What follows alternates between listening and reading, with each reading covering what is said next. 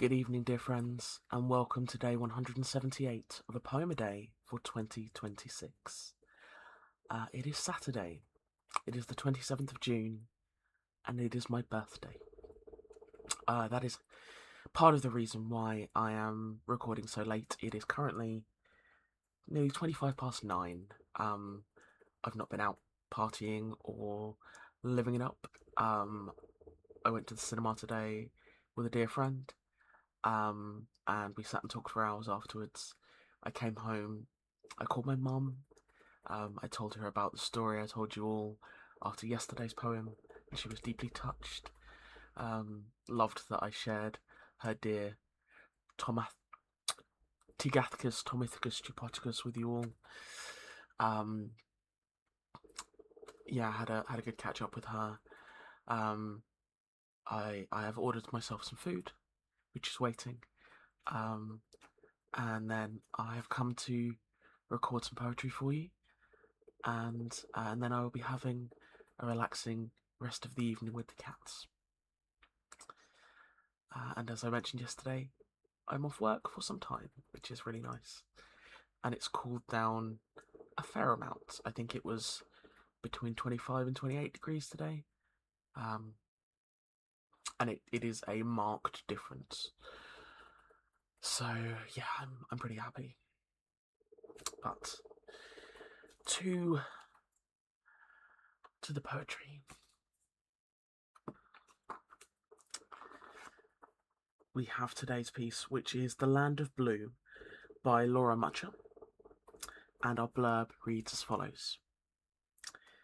In this compassionate poem, the poet Laura Mucha conjures up the land of blue, an imaginary place which characterises how it might feel if you, or someone you know, feels sad or blue. So this is The Land of Blue by Laura Mucha. Across the valley it waits for you, a place they call the Land of Blue. It's far and near, it's strange yet known, and in this land you'll feel alone. You might feel tears roll down your cheek, you might feel wobbly, weary, weak. I know this won't sound fun to you. It's not. This is the Land of Blue. It's blue, not gold or tangerine. It's dark, not light, not bright or clean. It's blue, and when you leave you'll see the crackly branches of the tree, the golden skies, the purring cat, the piercing eyes, the feathered hat, and all the other things that come when you escape from feeling glum. Across the valley it waits for you, a place they call the Land of Blue, and going there will help you know how others feel when they are low.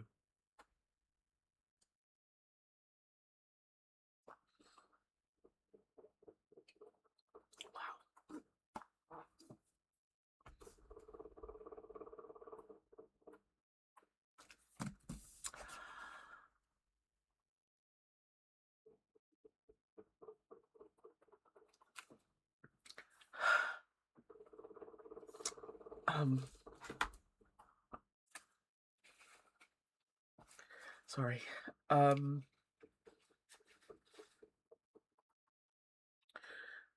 This is the first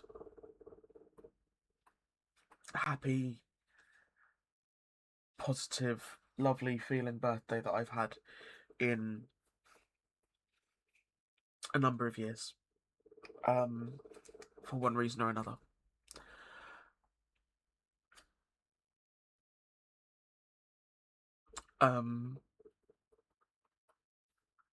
I'm very appreciative of my friend for meeting me at the cinema today and spending genuinely several hours with me just talking about everything and nothing.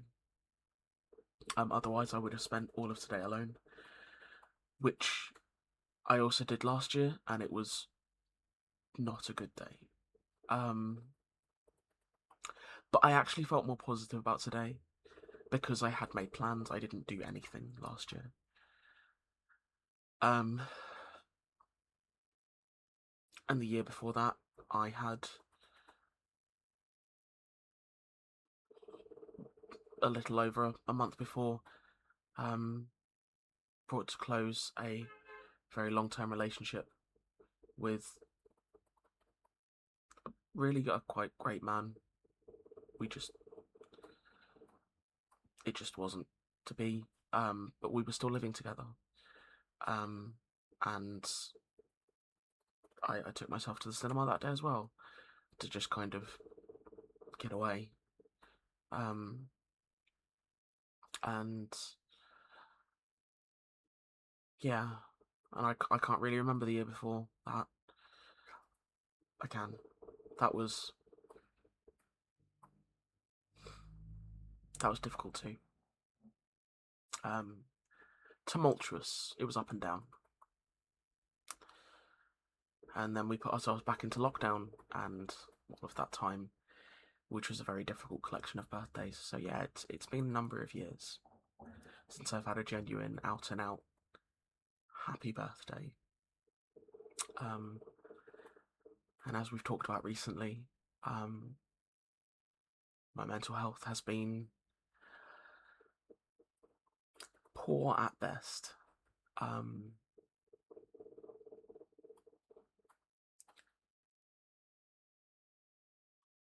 I'm not sure if I am fully turning a corner, but I feel like I'm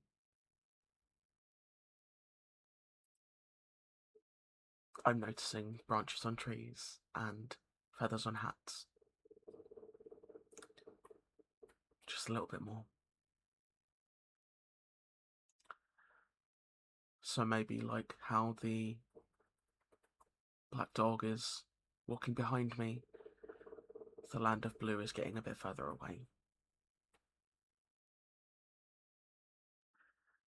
Gosh darn, I love imagery, and language is amazing. I also wanted to share with you just a little bonus piece.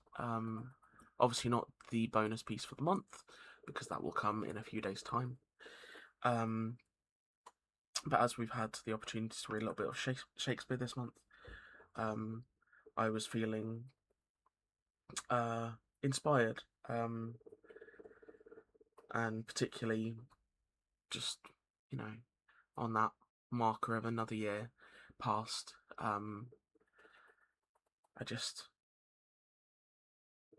wanted to share this. So I have for you the speech, the All the World to Stage speech, from As You Like It, spoken by Jacques. All the world a stage, and all the men and women merely players. They have their exits and their entrances, and one man in his time plays many parts, his acts being 7 ages.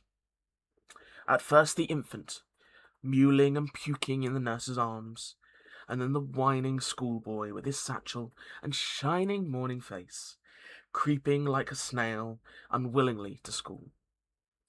And then the lover, sighing like furnace, with a woeful ballad made to his mistress's eyebrow.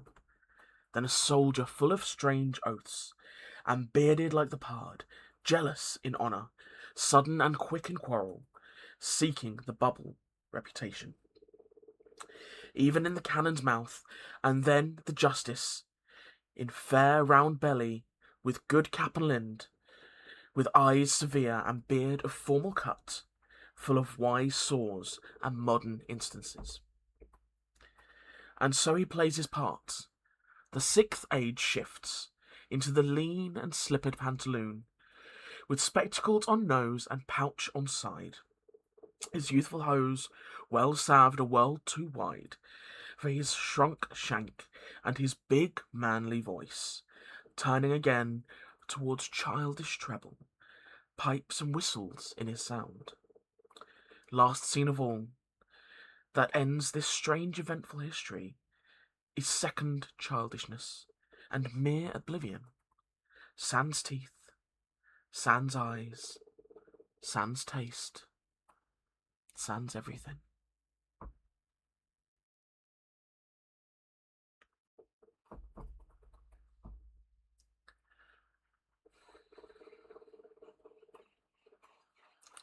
I think I might need to get myself to the theatre. I miss seeing Shakespeare in all of its absolute glory.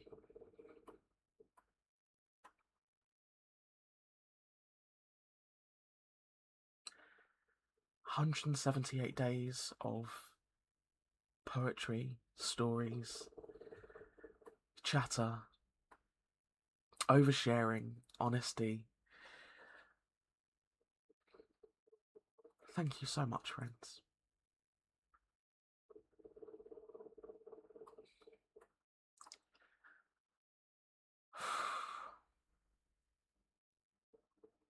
I noticed as well I've gained another follower, another subscriber. Welcome. I'm now up to 68. I think when I started in January, I think I was on about 30, so we've more than doubled.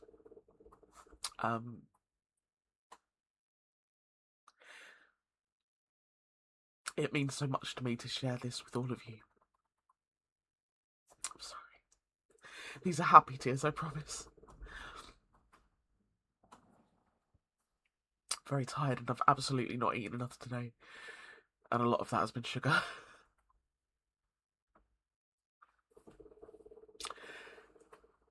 Here is to many more days of poetry and stories and exciting things to come.